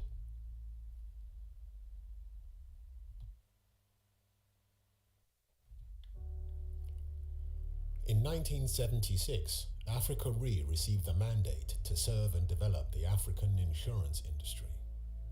Since then, the corporation has acted diligently and committedly to fulfill this sacred mandate. As we reaffirm this commitment, we strive every day for service excellence and to remain the industry leader on the continent. Africa Re's legendary resilience manifested all through the COVID-19 pandemic, meeting all claims obligations and supporting the larger community. A $3.3 million COVID-19 relief fund was set up to assist healthcare providers and communities across the continent. Despite the difficult global economic environment marked by the post-COVID-19 slow recovery and the global impact of the war in Ukraine, Africa Re was able to grow its gross written premium by 5% in 2021 to reach $845 million. Net underwriting profit increased by 146% to reach $34.56 million, while shareholders' funds stayed above the $1 billion mark. Our business continuity plan remains robust and we continue to serve our clients with the same speed and excellence in these unprecedented tough times. Our financial rating has been reaffirmed at A by AM Best and A- by Standard & Poor's, both with stable outlooks. As a result of our preparedness, robustness and resilience, Africa Re maintained its position among the top 40 global reinsurers by Standard & Poor's and in the top 50 by AM Best. During this difficult time, we are exceptionally flexible in handling the exposure of our clients to the COVID-19 related risks. We never give up on our clients. As industry leader and in compliance with international best practices, the corporation will introduce IFRS 17 by 2023 in order to conform to the new standardized insurance accounting and reporting standard, improve comparability, as we strive to fulfill our mission in the various markets on the continent. We also earn the respect of regulators. Accordingly, our office in the Dubai International Financial Center, DIFC, was officially inaugurated and write both conventional and tactical business, while our South African subsidiary, Africa Re South Africa Limited, received its license to operate life business. We continue to work with regulators across the continent to develop the industry through various projects, such as the development of mortality tables in one of our member countries to improve the underwriting of life insurance policies, the development of a new regulatory IT application to improve the insurance industry statistics and transparency in another member country. At the continental level, we are promoting the introduction of blockchain technology in the African insurance and reinsurance industry. We strongly believe this initiative will help to reduce frictional inefficiency and cost. Africa Re has continued to train young insurance professionals through our Young Insurance Professionals program, YIPP. The program has successfully resumed this year with the fourth batch of participants succeeding from 3,000 entrants across the continent. We have continued to remotely train insurance companies, brokers and risk managers on various skills and competencies necessary to build the human capacity of the insurance industry. We held the 7th edition of the African Insurance Awards in June 2022 in Nairobi to celebrate excellence, performance and innovation in the African insurance industry. Still in line with our mission, vision and values, Africa Re sponsored studies on the impact of the African Continental Free Trade Agreement, AFCFTA, on the insurance industry. We are optimistic that the expected boost to intra-African trade will lead to an increase in penetration of insurance on the continent. With regards to climate change and in line with the COP26 resolutions, Africa Re remains very supportive of the engagements for Sustainable Development Goals. In Africa Re, we still learn, care, lead, and win. We are Africa Re. Africa reassured.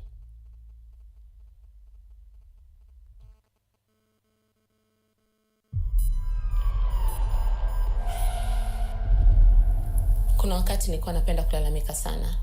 Eti nyumba yangu ni ndogo, vitu ni vingi, lakini hii pekee ndio nimebaki nayo.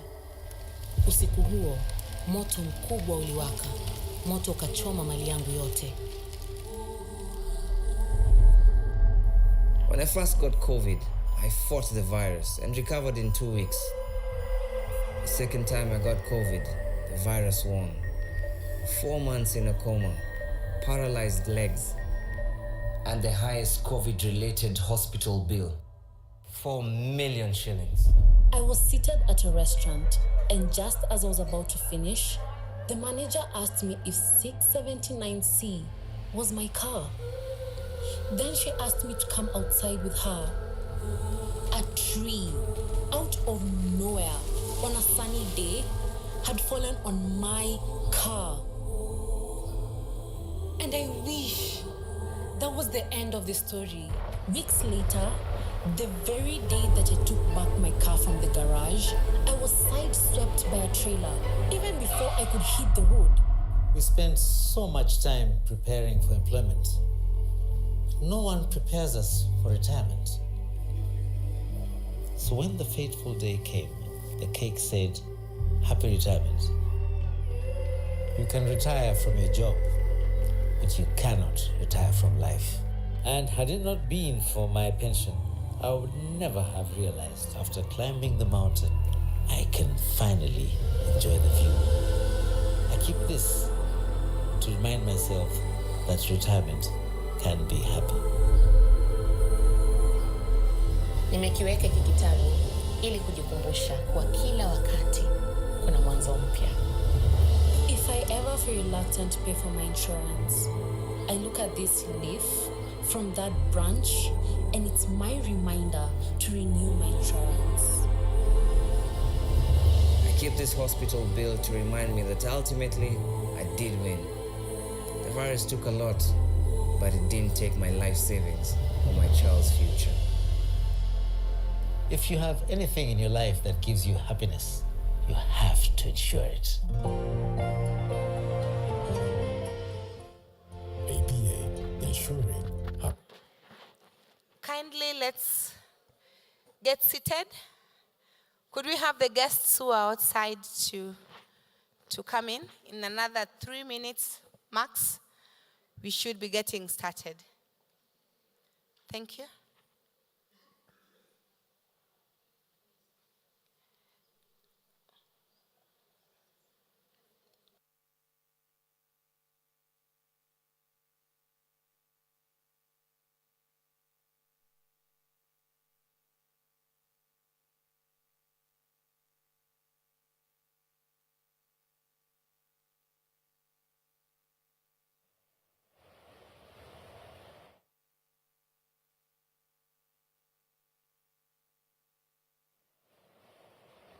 Life is kind of peaceful.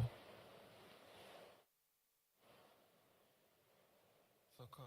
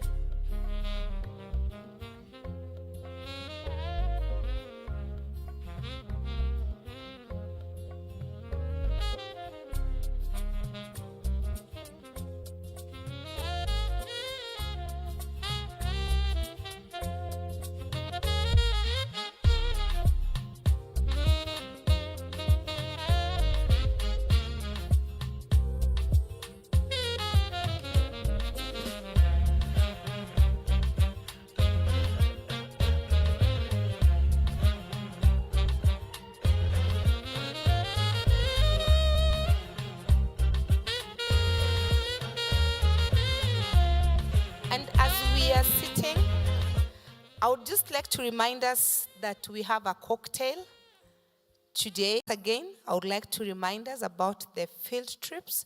If you are interested from the agricultural insurance side, that's APA covered. If it's on the health side, that's Britam. Kindly ensure to register. I would like for us to start in good time so that we do not miss the sun going down, as I have promised, and a bit of the animals going for their last watering session. I would like to invite Mr. Robert Kuloba. I'm sure he's in the room. There he is. Mr. Robert Kuloba, do you have Robert's profile? Sound seem he's telling me on the sides that I should not. Okay. So Robert is a director at the Insurance Regulatory Authority.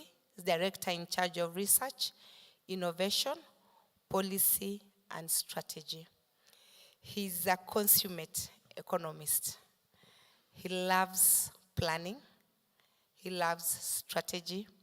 And he's leading the IRA innovation agenda.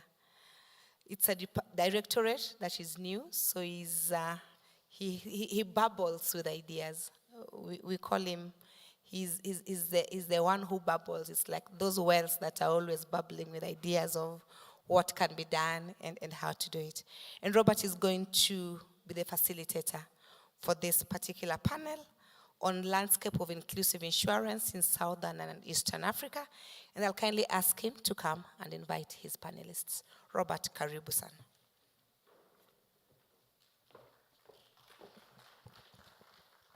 Thank you, Noella, and welcome all delegates for this session, which is the final one for the day. We have an exciting panel of two very powerful ladies who are going to share with us their thoughts for this session. Today we are looking at figures this afternoon, so we shall have figures about the region, East and Southern Africa. Then we shall also have specific focus on our Kenyan market. So let me take this opportunity to welcome our speakers to come and join me at the top. I'll start with the first presenter, who is Catherine. I have had a chat with her and we agreed I will not pronounce her second name. Catherine, the Executive Director of Microinsurance Network, please come and join me on the podium.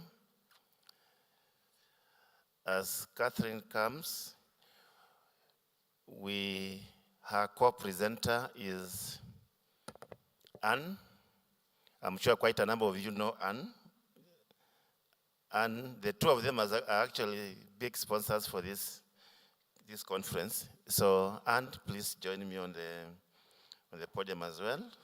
Anne is from AB Consultants, and she's done a lot of work on inclusive insurance in in this market. So the way we're going to run the session is we shall allow the presenters to quickly run us through the facts and figures about inclusive insurance in the region and in the country. Then I will allow members to come in, interject with either questions or contributions to enhance the discussions. I think after that, I'm sure that we shall have earned our time to close the session. The session is scheduled for 1 hour. I propose to maximize and utilize exactly that 1 hour so that we can now break to go. So first of all, a very big thank you to everybody who's here, the participants, because otherwise I would be speaking to an empty room, and you wouldn't be here if it weren't for the efforts of the organizers of this conference. So a very big thank you to all of you, and especially to the IRA, because I think this effort and this energy and their support for this conference and for inclusive insurance is an incredibly powerful signal of how important it is for market development and for the health of Kenya's economy and society as a whole. So before I go any further, the presentation is around the launch, the new findings of the launch of the research that we launched, the report last week. So some of you will have attended the webinar launch. Prior to that, the findings were shared in a private high-level meeting alongside the Spring Washington World Bank meetings. We're very excited about this. And I'll be talking all about the report, but before I go there, can I just check how many people in the room actually watched the webinar last week? Just in case I skip over those slides quickly.